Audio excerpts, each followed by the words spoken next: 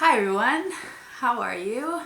Welcome back to my channel. I haven't filmed a video in a while, but today I felt like it, especially since I've been reading. I haven't been filming, but I still have been reading. I am up to date with my goal that I'm not really following, but it's good to know that I'm up to date with it. Before I do a wrap up of the books that I read so far this year, I want to talk in particular about a genre that I have been reading a lot of since this year began, and that is celebrity memoirs, which is weird because I don't usually read those. I read celebrity memoirs for the first time last year.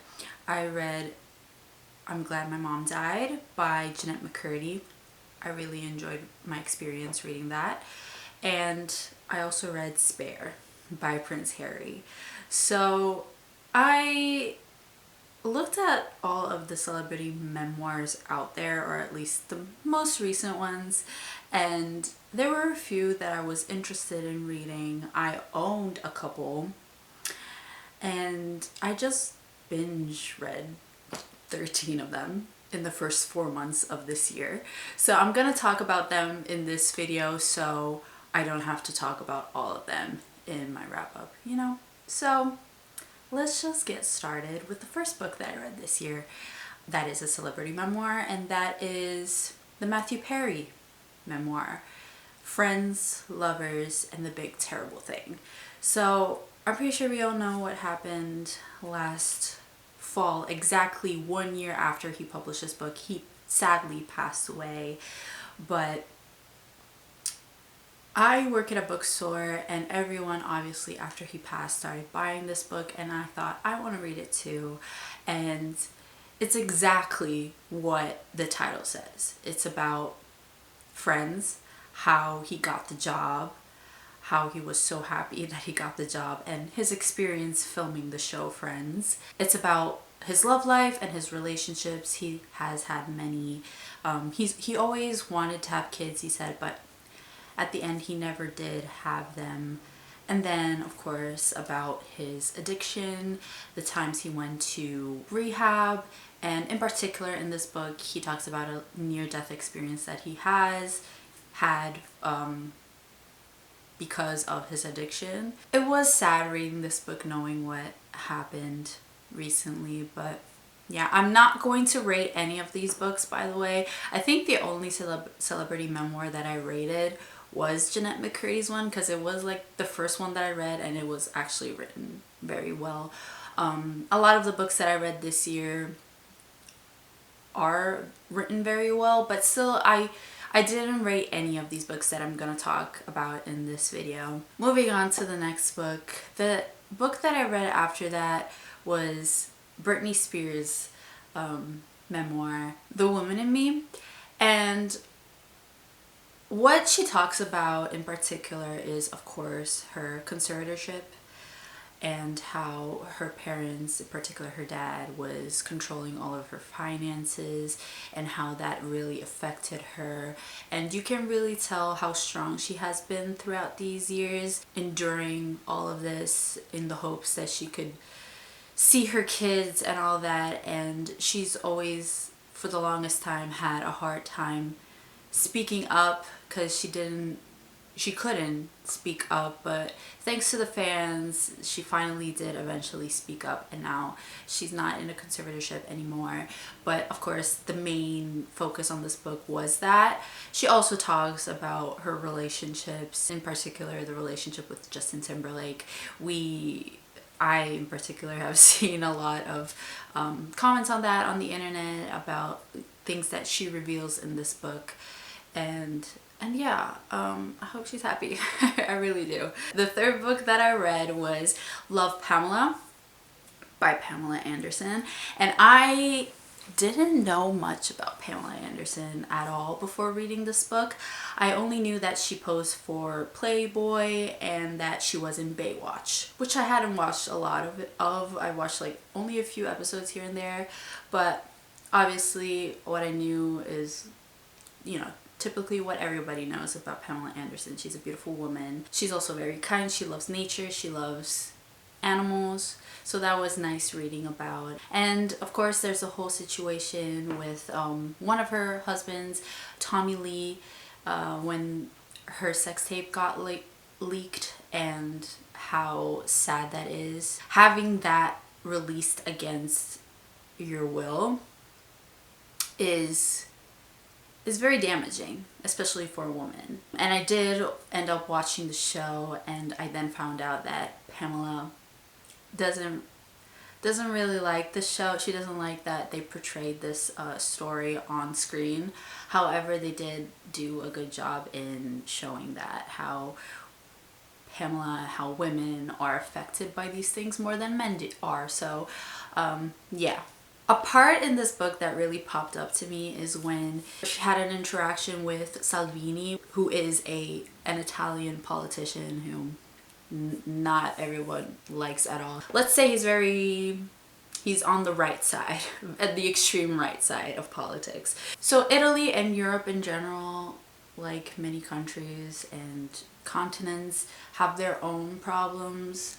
Pamela has made a few comments on that, I think on Twitter, and then Matteo Salvini, this Italian politician, just dismisses her, saying that she looks better in the swimsuit. So that really popped up to me because, you know, I know who he is, being an Italian. So just wanted to comment that, how like she, throughout her life, she has heard so many, you know, stereotypes and rumors about her, and people just want to see what they want to see at the end of the day, and that's sad.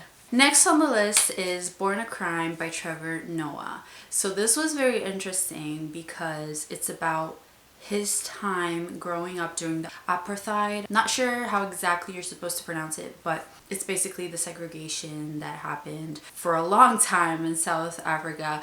And really, when you think about it, you don't really think how recent that actually was, because it ended in 1990. Trevor Noah was born in 1984, sorry. He was born in 1984, so he was 6 when that actually ended. So it's actually a very recent part of history, and it's about him and growing up during and after the apartheid.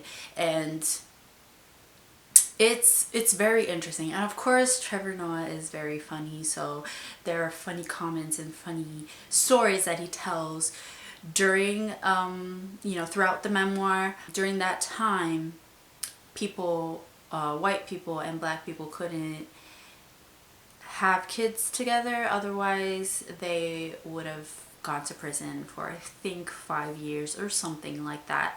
So it's about, you know, being a kid and seeing your mom pretending to not be your mom and not really understanding what's going on. And he also talks about, in particular, a time where his mother's boyfriend, I think boyfriend or husband, not his dad, but another partner that she's had, he shot her at one point. She survived, thankfully, but that was also a very traumatic thing that happened. So it's very funny, but also he talks a lot about a lot of serious things. So I really enjoyed this one. This one was very well written again.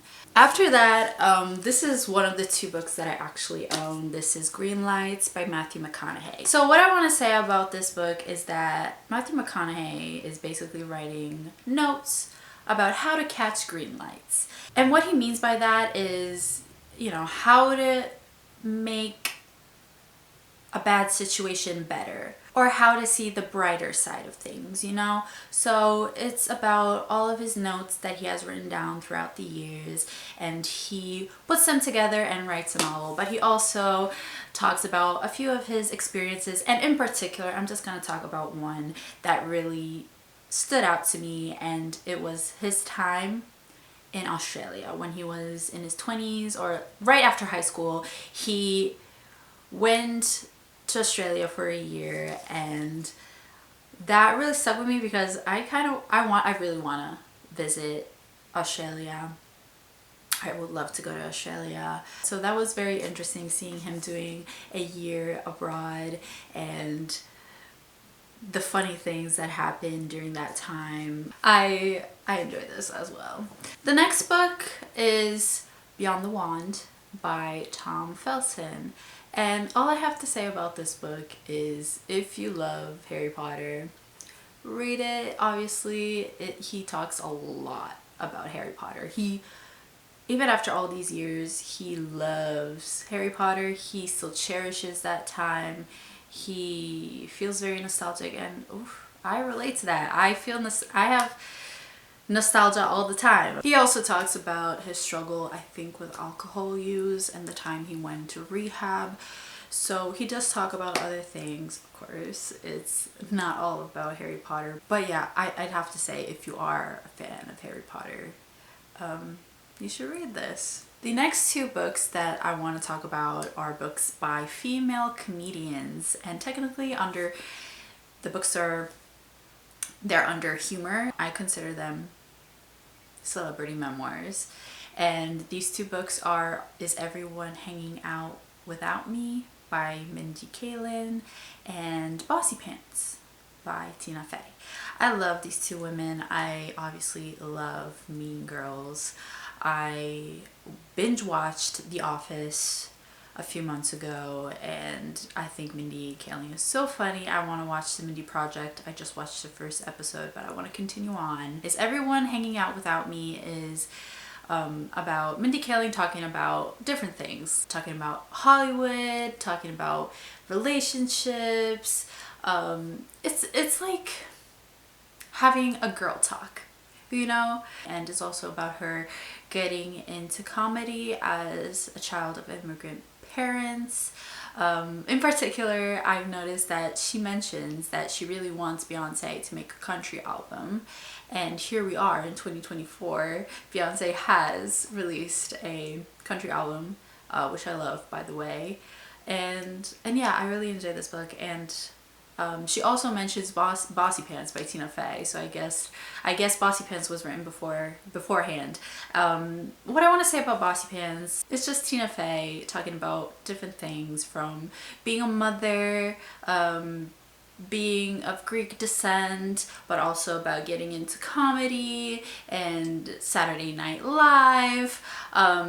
But yeah, she talks about, you know, various things. Of course, if you love Tina Fey, read this book. I read it in one go on a plane from here to Chicago, from here, New Jersey, to Chicago and back. One thing I want to say though is that I don't own the book physically, but I noticed, looking at a picture of the cover, that Tina Fey has hairy arms.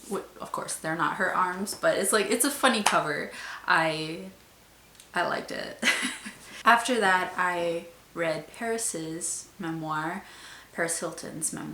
and like Pamela Anderson, I feel like Paris is a very misunderstood celebrity. She is often defined as a party girl, a dumb party girl, and nothing else, because she is a party girl. Who cares? Like, you can be a party girl and be so much more, but one thing she's not is dumb. You can tell while reading this book that, yeah, in the past years she's put on a character, a mask. She used the baby voice and all of that, but she's actually a very smart person. The big thing she talks about in this book is the troubled teen industry, how many parents send their party kids, their troubled teens or whatever, to these cults, because they're basically cults. They're basically like prisons where they violate their privacy. They obviously try their best to communicate with their parents, and they ban them from doing so. It's mind-blowing that these places exist. Another shocking memoir that I read was Down the Drain by Julia Fox. The first time that I found out about Julia Fox was through TikTok with the whole Uncut Gems meme. And I didn't think, you know, much about it. I just thought it was like a fun meme. But then I saw a video of her speaking in Italian. And I was shocked. I was like, you speak Italian? And apparently she's Italian. She's Italian American, just like me. And she lived in Italy, in northern Italy, for a period of time in her life. And she talks about that in the memoir. She talks about, you know, disagreements and her relationship with her parents, her getting into not so great situations with substance abuse. She went into the sex industry. I have to say she's pretty funny as well. She's a funny person, and you can tell from the memoir, even though she was talking a lot about traumatic things happening, wild things happening during her life. Next book that I want to talk about is Finding Me by Viola Davis. And I knew I wanted to read this book because I think Viola is an incredible woman. Like, she's amazing. She has an EGOT, she has an Emmy, she has a Grammy, she has a Oscar, and what is it, a Tony. But she has all. I'm pretty sure she got a Grammy thanks to her audiobook narration. So that's amazing that this book made that happen for her. And it is very, very well written. Of course, she talks about her getting into acting, but in particular, she talks about growing up poor. She has a lot of brothers and sisters, and they all grew up in poverty. And reading about that, it really made me very emotional. I think out of all of these books, the book that made me actually tear up is this one. This is a very well written, especially because I read the audiobook that is narrated by her. Her voice, the way she reads, is amazing, and I understand why she got a Grammy or an award for this audiobook. Second to last book that I read this year so far that is a celebrity memoir is Page Boy by Elliot Page. And let me just say that he obviously talks about his transition, him growing up thinking at first that he was a lesbian, and then discovering himself and transitioning into a trans man, and all the criticism and hate that he has gotten after he announced it. And I remember when he first announced that a few years ago, I went on his Instagram and I just scrolled through his comments, and people are so disgusting, I have to say. And it's not, of course, it's not only about that. It's about him getting into the industry and how everybody expected something from him, wanted him to dress very girly, and when he wasn't comfortable doing so, and the criticism and his relationships, and it was mostly about him discovering himself, obviously. And yeah, last celebrity memoir that I read this year so far, and probably this year in general, because I don't know if I'm gonna read a celebrity memoir in the upcoming months at least. I'm gonna take a break from them, and I don't know when I'm gonna pick another one up. But the last one is Waypoints by Sam Heughan. This is the second book that I owned, and it is signed. I love Sam Heughan. He is Jamie Fraser in Outlander. That is like his biggest role that he has had so far in his career, and he obviously talks about that, him getting different parts from working on stage to working in film and TV. And I love his attitude towards it. He talks a lot about him not putting too much pressure on himself, especially once he turned 30. He stopped putting pressure on himself and stopped being so anxious. He stopped stressing, or at least over stressing about that, and that's when all good things came to him. He gave himself an ultimatum. He said, if I don't make it before I'm 40, I'm gonna stop. He did that. He gave himself an ultimatum, but that actually made him, you know, calm down and actually do things properly. I'm trying to adopt that mentality as well, I do not want to stress about it, because I am aware that it's mostly a society thing. He does talk about his life, but in between those chapters, he is actually talking about his experience hiking the Scottish Highlands. And I went to Scotland last summer. I did a tour of the Scottish Highlands, and oh my god, they are gorgeous. I really want to go back. I really loved Scotland. And he, between a chapter and the other, he talks about his hike and what he saw, the people he met during the journey, and in particular he talks a lot about mushrooms. He loves mushrooms. There's actually a picture of wild mushrooms of Scotland. I just love these little chapters and paragraphs here and there about it. And yeah, those are the 13 celebrity memoirs that I've read this season. I hope you enjoyed this video. If you're still watching, thank you for watching, and I'll see you in my next one. Bye.